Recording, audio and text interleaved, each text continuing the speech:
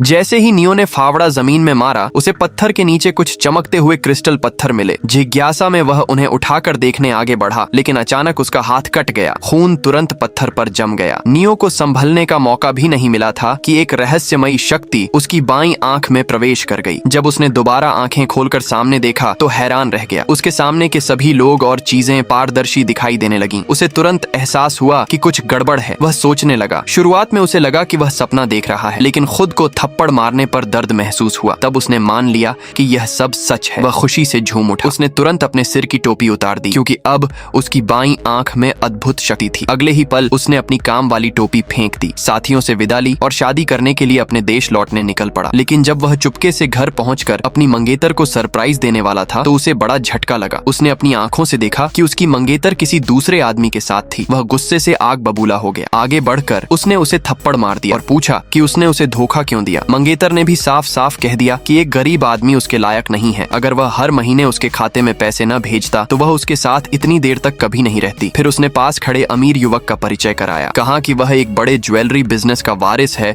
और नियो से कहीं ज्यादा अमीर और ताकतवर है। ये सुनकर नियो को समझ आ गया कि वह लालची है। उसने ज्यादा झगड़ा नहीं किया, बस इतना कहा कि 3 साल में जो 60 लाख रुपए उसने दिए हैं वे वापस कर दे। तभी अमीर युवक ने कुछ पैसे निकालकर उसकी तरफ फेंक दिए और उसे लेकर वहां से चला गया। उनके दूर जाने के बाद नियो नीचे झुककर पैसे उठाने लगा। दोस्तों, नेक्स्ट पार्ट के लिए कमेंट करें।